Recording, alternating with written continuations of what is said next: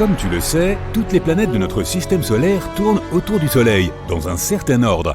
Mais devine quoi? 2 planètes pourraient entrer en collision l'une avec l'autre et provoquer une catastrophe cosmique. Voici Neptune, la planète la plus éloignée de notre système solaire. Elle est 17 fois plus lourde et 4 fois plus grosse que la Terre. Elle se trouve à 30 unités astronomiques du Soleil. Une UA est la distance entre le Soleil et la Terre. Elle est donc 30 fois plus éloignée de notre étoile que nous ne le sommes. Et Neptune fait un tour complet autour du Soleil en 164 ans, sur une orbite presque circulaire. Neptune est froide, calme et stable. Mais une planète pourrait perturber cet équilibre. Pluton. C'est une planète naine couverte de roches et de glace. Elle est 6 fois plus légère et 3 fois plus petite que notre Lune. C'est son orbite qui nous intéresse. Si tu regardes une carte du système solaire depuis le haut, tu peux voir que son orbite n'est pas ronde, mais elliptique. C'est donc un cercle légèrement aplati. À son point le plus éloigné, Pluton se trouve à 49 unités astronomiques du Soleil. Lorsqu'elle se déplace, elle se rapproche de l'étoile. À son point le plus proche, Pluton se trouve à environ 29,5 UA du Soleil. C'est plus proche que Neptune. Donc hypothétiquement, elle pourrait entrer en collision. Regardons cette potentielle collision de plus près, encore plus près. Bien, Neptune et Pluton se rapprochent lentement l'une de l'autre. Ce sont 2 mondes très froids, mais ils commencent à interagir l'un avec l'autre par gravitation, comme 2 aimants. Cela les réchauffe de l'intérieur.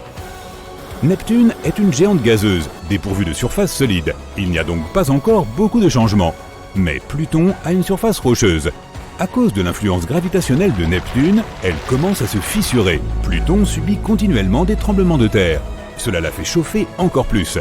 Lorsque Pluton touche presque la géante gazeuse, elle commence à s'effriter de l'intérieur. De plus, Neptune a une atmosphère très dense. La planète naine commence donc à s'enflammer à cause de la friction avec les gaz de la haute atmosphère. Pluton est maintenant très chaude d'un côté et très froide de l'autre. Cela provoque une grave déformation et elle commence à s'effriter. La moitié des fragments de la planète naine restent dans l'orbite de Neptune. Ils entreront en collision les uns avec les autres jusqu'à ce qu'ils se transforment en poussière et deviennent de nouveaux anneaux de la planète géante. D'autres fragments se consumeront dans l'atmosphère de Neptune. Et les plus gros rochers qui restent de Pluton tomberont sur Neptune jusqu'à ce qu'ils soient complètement pulvérisés. Neptune a donc littéralement avalé Pluton et a continué son orbite sans aucun changement. Tout cela parce que la géante gazeuse est 20 fois plus grande et beaucoup plus lourde que la planète naine. Cette collision ne ferait donc aucun mal à Neptune. Mais cela ne peut pas vraiment se produire, car leurs orbites ne se croisent pas vraiment. Regardons à nouveau la carte du système solaire. Pas d'en haut, mais de côté cette fois. Les 9 planètes ici présentes sont toutes sur une ligne horizontale à partir du Soleil. La distance qui les sépare est grande et leurs orbites ne se croisent pas. Voici l'orbite de Pluton. Tu peux voir qu'elle est inclinée par rapport à la ligne horizontale de toutes les planètes. Elle commence au sommet, puis plonge sous les orbites des planètes et revient. Donc Pluton ne peut jamais entrer en collision avec Neptune. Pourtant, des collisions planétaires se sont déjà produites dans notre système solaire. Et c'est même grâce à ces collisions que la vie est apparue sur Terre. Remontons le temps jusqu'à il y a presque 4,5 milliards d'années. Cette boule de lave chaude, c'est la Terre. Elle vient de se former à partir d'un nuage de poussière et a commencé à refroidir. Mais alors, une planète errante de la taille de Mars est apparue à l'horizon. Elle s'appelait Theia. Elle s'est inévitablement approchée de notre planète. La collision avec Theia s'est produite à un angle parfait. Si Theia nous avait percuté de plein fouet, les 2 planètes auraient été réduites en miettes. Mais elle nous a frappé presque à la tangente. Theia a arraché une partie de la matière de la jeune Terre et s'est elle-même réduite en miettes. Elle ne pouvait plus continuer son voyage car la Terre l'a prise dans son piège gravitationnel. Un grand fragment de cette planète est resté dans notre orbite. Des fragments plus petits se sont écrasés les uns sur les autres, tombant sur Terre ou rejoignant les restes de Theia. La poussière est retombée et nous pouvons voir cette image familière, la Terre et la Lune. C'est la principale théorie sur la façon dont nous nous sommes retrouvés en compagnie de notre satellite naturel.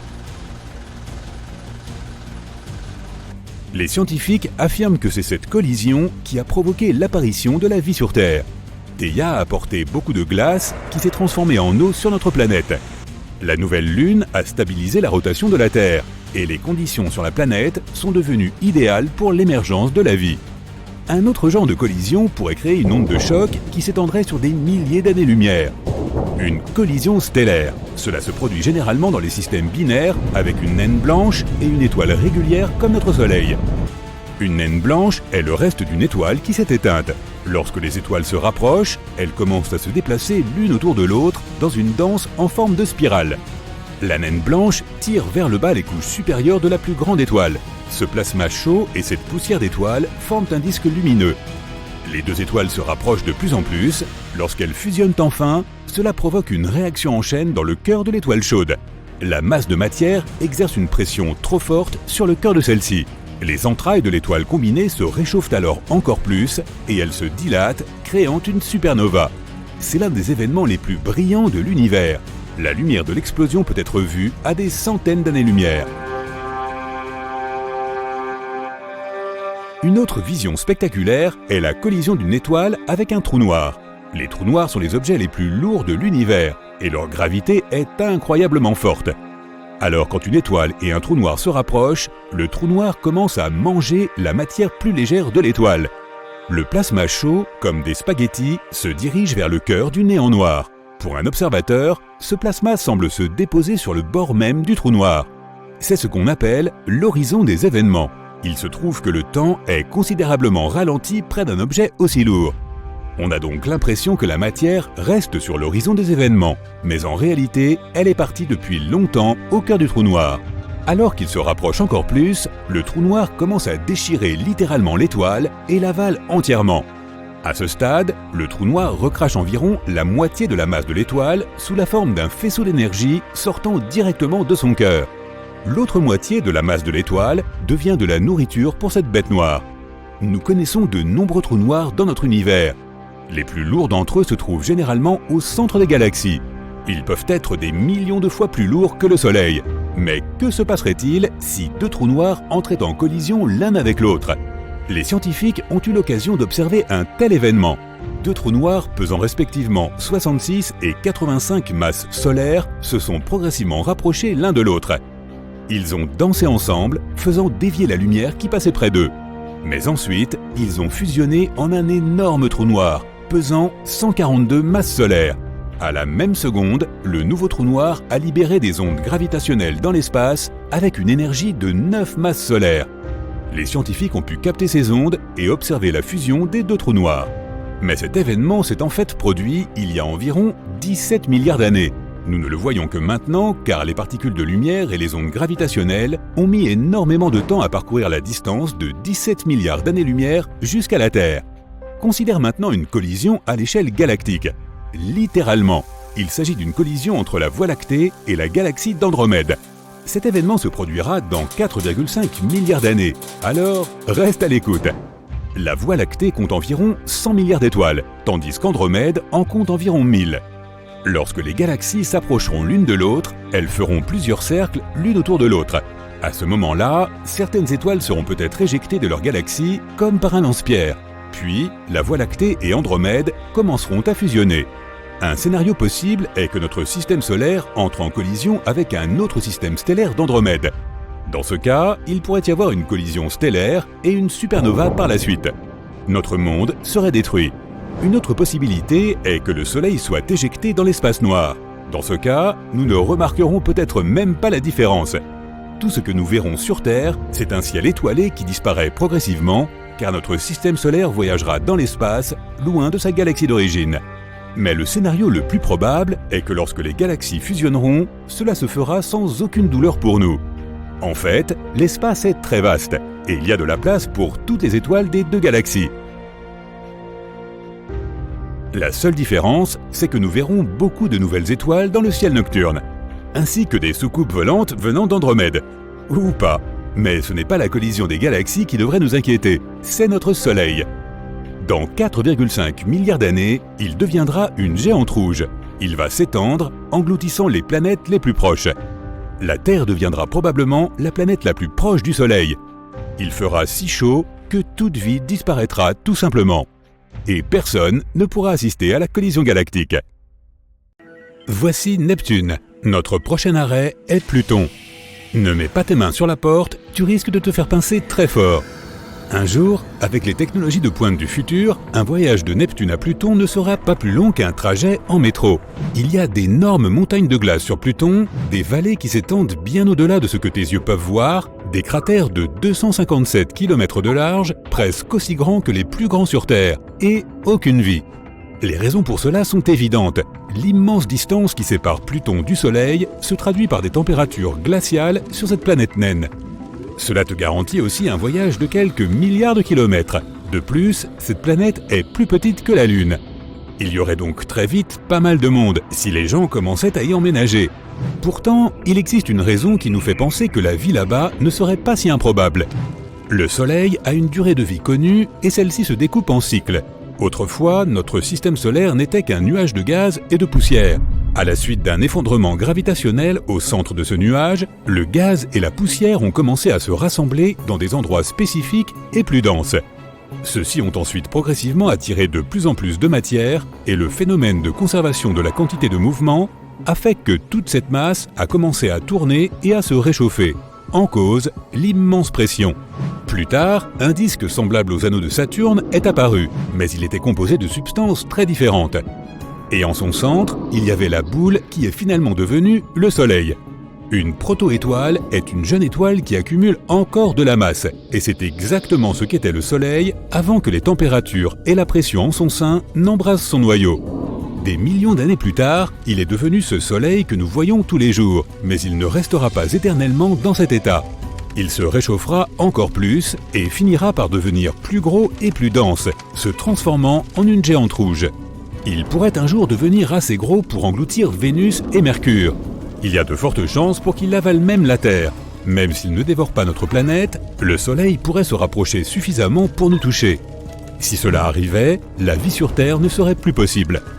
Mais alors, en quelques minutes seulement, le Soleil perdrait environ 40% de sa masse et rétrécirait d'environ 10 fois sa taille. Il ne serait plus aussi brillant ni aussi chaud qu'avant. À ce moment-là, la Terre aura déjà été désertée. Ses habitants partiront peut-être pour un voyage dans l'espace ou iront s'installer sur une autre planète où la vie est possible, comme sur l'exoplanète Kepler 62f, qui, soit dit en passant, est encore plus grande que la Terre. Et pendant ce temps, Pluton sera en train de changer. Avant, toutes les ressources étaient gelées à l'intérieur de la planète naine. De l'eau, des gaz comme le méthane, le monoxyde de carbone, et j'en passe. Mais alors que le Soleil atteindrait son pic de luminosité, Pluton se réchaufferait lentement et abandonnerait une grande partie de sa masse dans la vaste étendue de l'espace. En même temps, une atmosphère se formerait. Si l'atmosphère devenait suffisamment épaisse, elle créerait des conditions favorables à la vie. Alors, au lieu d'aller vivre dans des vaisseaux spatiaux, un petit pourcentage de notre population pourrait aller installer des colonies sur la planète naine. La température y est confortable, un temps pour se balader en t-shirt. Ça ressemble même un tout petit peu à la Terre. Des canyons remplis d'eau, de magnifiques champs à perte de vue avec des arbres, beaucoup d'espace pour courir et des gisements d'eau minérale dans le sol, suffisamment purs pour être bu. Les rotations de Pluton sont différentes de celles de la Terre. Une journée sur Terre dure 24 heures, et on a parfois l'impression qu'elle ne va jamais se terminer. Mais Pluton tourne sur elle-même en 153 heures, soit 6 jours et demi. Après plusieurs heures sans sommeil, nous sommes fatigués et nos yeux deviennent rouges. Cela signifie qu'il nous faudra faire plusieurs siestes tout au long d'une même journée sur Pluton. Une année sur Pluton équivaut à 248 années terrestres. À moins que nous ne trouvions une technologie qui nous permette de vivre aussi longtemps, notre durée de vie totale serait inférieure à une demi-année sur la planète naine. Du coup, les maisons sur Pluton devront peut-être être équipées de chambres cryogéniques.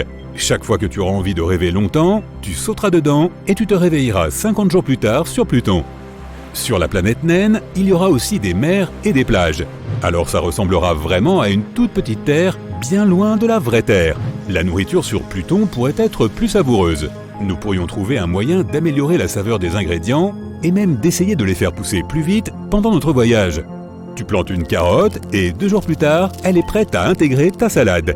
Il pourrait aussi y avoir de nouveaux ingrédients pour nos salades sur Pluton. Peut-être des champignons de 2 mètres de haut, du jamais vu. Les animaux que nous emmènerions avec nous seraient relâchés dans leur nouvel habitat et avec le temps, ils évolueraient et s'adapteraient à leur environnement. La loi de la jungle pourrait aussi changer un peu. Les lions ne seraient peut-être plus rois. Pourquoi pas les cerfs? Avec des bois 2 fois plus grands qu'avant et même avec des corps plus grands et plus forts aussi. La plupart des animaux qui étaient déjà là vivaient sous l'eau, mais avec le temps, les amphibiens auront commencé à se déplacer vers la surface, tout comme sur Terre, au commencement de la vie. Mais Pluton ne pourrait être qu'un foyer temporaire. Une fois que le Soleil aurait atteint sa phase finale, Pluton redeviendrait gelé et la vie disparaîtrait. Les gens devraient alors essayer de trouver une planète dans la zone boucle d'or d'une autre galaxie. La zone boucle d'or signifie qu'une planète se trouve à la bonne distance d'une étoile semblable au Soleil, avec une température idéale pour que l'eau y reste liquide. C'est ce que les scientifiques recherchent lorsqu'ils sondent l'univers en quête de planètes susceptibles d'accueillir la vie. Nous pourrions essayer de fonder de nouvelles colonies sur une planète de ce type, ou même, pourquoi pas, créer notre propre demeure artificielle, quelque chose entre une planète et un vaisseau spatial, une combinaison des deux. Un engin énorme construit directement dans l'espace. Disons une roue avec une gravité égale partout pour ne pas tomber. Elle flotterait dans l'espace vers une nouvelle exoplanète capable d'accueillir des pays entiers. Tout ce voyage simplement parce que le Soleil aurait d'abord trop grandi, puis, ayant atteint le point culminant de son cycle de vie, serait devenu une naine blanche. Ce serait un voyage assez long et des générations entières naîtraient pendant le trajet. Tu aurais le choix, dormir jusqu'à ce que les humains atteignent enfin leur nouvelle exoplanète ou profiter du voyage dans ce fantastique vaisseau spatial. Il y a tout ce dont tu as besoin à bord, des centres commerciaux plus grands que ceux de la Terre, des grandes villes futuristes et même des endroits pour cultiver la Terre. Des champs avec un sol riche fabriqués artificiellement. Et enfin, après un long voyage, l'exoplanète. C'est même un peu mieux que sur Terre. La planète est géante et possède encore plus de continents. Le centre des continents n'est pas aussi éloigné des océans, ce qui signifie qu'il n'y a pas autant de zones désertiques. Bien que le soleil de cette planète soit une naine orange, il n'est pas aussi chaud que notre soleil actuel, une naine jaune. Il est un peu plus petit, mais voilà le truc, les naines oranges vivent un peu plus longtemps. Elles restent stables pendant 14 à 45 milliards d'années. Malgré cela, cette nouvelle planète est pleine de forêts tropicales parce qu'il est fait plus chaud. Cela signifie plus de biodiversité et des créatures que nous n'avons jamais vues auparavant. Mais si nous décidons que les conditions sur cette exoplanète ne nous conviennent pas, nous pourrions toujours tenter une terraformation. Par exemple, sur Mars, nous pourrions créer un effet de serre en écrasant des comètes riches en glace pour libérer l'ammoniac qu'elles contiennent, ce qui rendrait la planète plus chaude. Nous pourrions aussi commencer à planter des arbres, nous aurions probablement besoin d'un peu de terre de chez nous pour faire cela. Ou alors, il nous faudrait modifier le sol de Mars pour qu'il soit similaire au nôtre. Tôt ou tard, l'atmosphère finirait par se rapprocher de celle que nous avons sur Terre. Nous serions capables de respirer grâce aux arbres, ensuite nous pourrions faire fondre les calottes polaires de Mars, et voilà de l'eau. Le problème, ce sont les vents et les éruptions solaires qui pourraient vite, même très vite, la dépouiller de cette atmosphère si précieuse. Mars ne possède pas non plus de magnétosphère, ce qui signifie que nous n'y serions pas protégés des radiations. Donc à long terme, cette planète ne serait pas un bon choix. Peut-être que quelque part, dans l'immensité de l'espace, se trouve une planète parfaite qui nous attend. Des plaines gelées, des montagnes dont les sommets blancs scintillent au soleil lointain et de la neige rouge. Bienvenue sur Pluton, où plus rien n'a de sens. En la regardant de loin, cette planète boule de glace présente surtout des nuances de blanc et de bleu clair caractéristiques de l'hiver. Une fois que tu auras atterri à la surface, tu remarqueras aussi un beau ciel bleu familier. Mais tu vois cette tache rouge en forme de baleine qui longe l'équateur? Juste là, à gauche de la région blanche en forme de cœur. Waouh, sacré truc! Cette tache est plus grande que l'Alaska, et c'est un mystère pour les scientifiques. Ce n'est pas de la terre rouge argileuse ou quoi que ce soit que tu puisses voir sur Terre. C'est la version plutonienne de la glace. Les scientifiques pensent qu'elle est rouge parce que l'atmosphère laisse tomber sur la surface un étrange produit chimique qui ressemble à de la suie, appelé tholin. C'est la même substance qui explique la casquette rouge sur la lune de Pluton, Charon. Maintenant, regarde de plus près. Oh, regarde, nous avons une chaîne de montagnes. Oui, la glace rouge de Pluton est comme de la roche, et elle est suffisamment dure pour former des montagnes entières. Ces pics blancs qui se détachent sur le rouge sombre ne sont pas des calottes de neige comme nous en avons sur Terre. Non, c'est du méthane gelé. Pour une si petite planète, les montagnes de Pluton sont énormes, plus grandes que l'Everest et faites entièrement de glace. Un paysage aussi bizarre n'existe nulle part ailleurs dans notre système solaire. Oui, Pluton est un endroit froid et rude. Les températures peuvent descendre jusqu'à moins 240 degrés Celsius. La température la plus froide jamais enregistrée sur Terre se situait en Antarctique, à peine moins 93 degrés Celsius. Maintenant, retournons au cœur de Pluton. C'est en fait une vaste plaine couverte de glace de nitrogène. Les scientifiques ont découvert que le cœur de Pluton fait souffler les vents de la planète. Les cratères sont aussi très grands et certains d'entre eux montrent des signes de remplissage et d'érosion. C'est quelque chose qui se produit ici même sur Terre. Lorsque la Terre est usée et façonnée par des forces naturelles comme le vent, l'eau et la glace, c'est l'érosion. Qu'est-ce qui rend tout cela si spécial sur Pluton ? Cela pourrait être la preuve qu'il existe ici une activité de plaques tectoniques. Tu sais, ces grandes plaques de terre qui surfent sur la roche liquide, formant des chaînes de montagnes, séparant les continents et les remettant ensemble. C'est quelque chose que les scientifiques n'ont jusqu'à présent observé que sur la Terre, mais jamais sur une autre planète du système solaire. Si cela se trouve, Pluton ressemble beaucoup plus à notre propre planète qu'on ne croit. Car en plus, il y a de l'eau sur Pluton, un tiers de sa surface pour être précis. Mais bien sûr, ce n'est pas comme l'eau de la Terre. C'est plus comme un liquide rocheux. Miam! Toujours aucun signe de vie là-bas, du moins pas pour l'instant.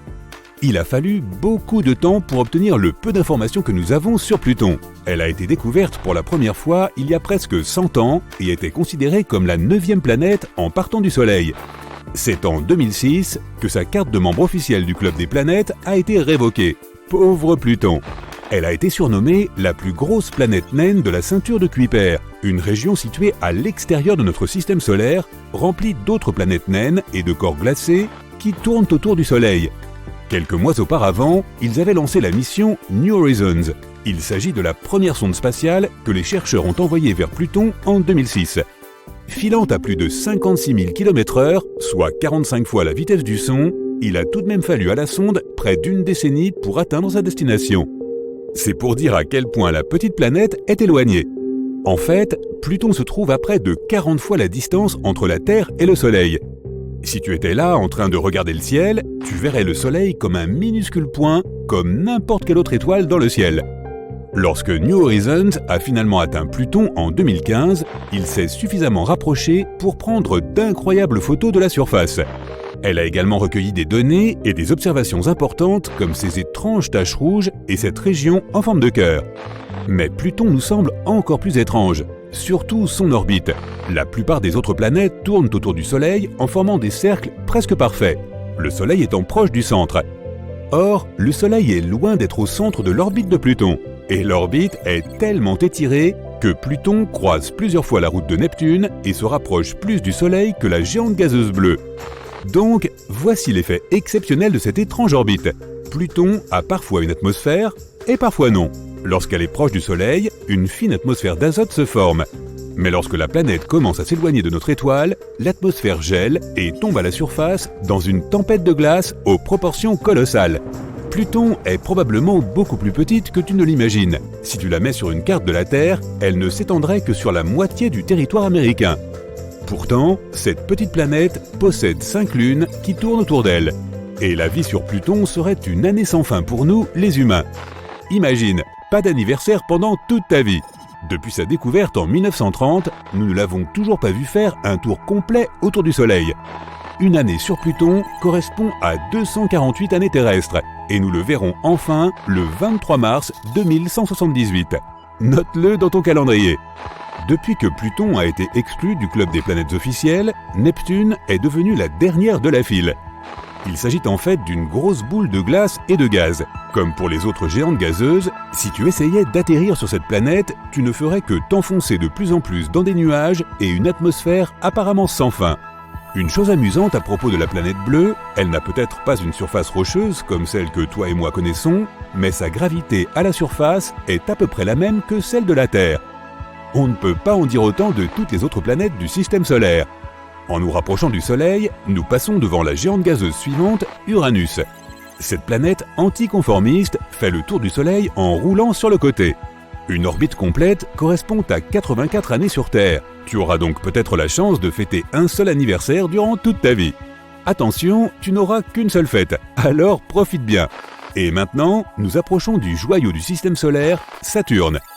La deuxième plus grande planète après Jupiter est une autre géante gazeuse, où tu sombrerais dans une atmosphère sans fin si tu essayais d'y faire atterrir un vaisseau spatial. Saturne est la planète la moins dense de toutes, ce qui signifie que si tu la mettais dans un verre d'eau géant, elle flotterait. Ces fameux anneaux sont constitués de poussière de glace et de roches. Certains sont aussi petits qu'un grain de sable, d'autres plus gros que des maisons. Mais écoute ça, les anneaux de Saturne tombent sous forme de pluie sur la planète, assez pour remplir une piscine olympique en une demi-heure. À ce rythme, le célèbre système d'anneaux bleus disparaîtra complètement dans 300 millions d'années. Au fait, Neptune, Uranus et Jupiter ont aussi des anneaux, mais ils ne sont pas aussi visibles et brillants que ceux de Saturne. Imagine que tu rassembles toutes les planètes en une seule. Maintenant, multiplie-la par 2. Non, toujours pas aussi grande que Jupiter. Les scientifiques l'appellent une étoile ratée, car elle est principalement composée d'hélium et d'hydrogène, tout comme notre Soleil. Mais cette planète géante n'est toujours pas assez grosse pour déclencher les processus chimiques qui pourraient la transformer en étoile. C'est la planète qui tourne le plus vite et il ne lui faut que 10 heures pour effectuer une rotation complète sur son axe. Imagine que tu essaies de condenser le sommeil, le travail, les amis, les loisirs, le cinéma, le shopping, toute ta routine en moins d'une demi-journée sur Terre. De magnifiques hautes montagnes, les plus hautes de tout le système solaire. Les tempêtes de poussière les plus spectaculaires jamais vues, des vallées profondes, des cratères. Oui, je parle de Mars, notre maison potentielle dans le futur. Si tu aimes les couchers de soleil, tu apprécieras certainement ceux de Mars. Ils sont incroyablement bleus alors que le ciel est rouge rosé toute la journée. Même si Mars est une voisine très proche, depuis sa surface, le Soleil paraîtrait moitié moins grand que depuis la Terre. Donc en fait, elle n'est pas aussi proche qu'il n'y paraît. Oh, et si tu as toujours rêvé de devenir joueur de basket, sache que Mars est l'endroit idéal pour ça. La gravité de la planète rouge ne représente que 37% de celle de la Terre. Tu sauterais donc 3 fois plus haut là-bas. Vénus est la planète de tous les extrêmes. La surface la plus chaude, le plus grand nombre de volcans, la planète la plus brillante et enfin, la plus proche de la Terre. C'est aussi celle qui tourne le plus lentement. On peut même carrément dire qu'elle tourne à peine, ce qui fait qu'une journée sur Vénus dure 243 jours terrestres. Voilà qui te laisserait le temps de faire des tonnes de choses. Vénus tourne également dans le sens inverse de la Terre, ce qui fait que les levées de soleil sont à l'ouest et les couchers à l'est. Elle n'a pas de lune ni d'anneau, et en plus, il s'agit de la plus petite planète de tout le système solaire. Une année n'y dure que 88 jours, donc si tu y vivais, tu aurais beaucoup plus d'anniversaires. Mercure est la planète la plus proche du Soleil, mais ce n'est pas la plus chaude. Cette place revient à Vénus. Les températures sur Mercure ne sont pas aussi élevées que sur Vénus, parce que la planète n'a pas d'atmosphère pour retenir la chaleur du Soleil. La vraie particularité de Mercure, ce sont ses rides. Son noyau de fer s'est refroidi et a rétréci, entraînant la contraction de la surface et la formation de ses rides. Ça, et aussi le fait qu'elle est super proche du Soleil, mais qu'elle n'a pas besoin de protecteur solaire. Et je ne suis pas sûr de cette dernière info.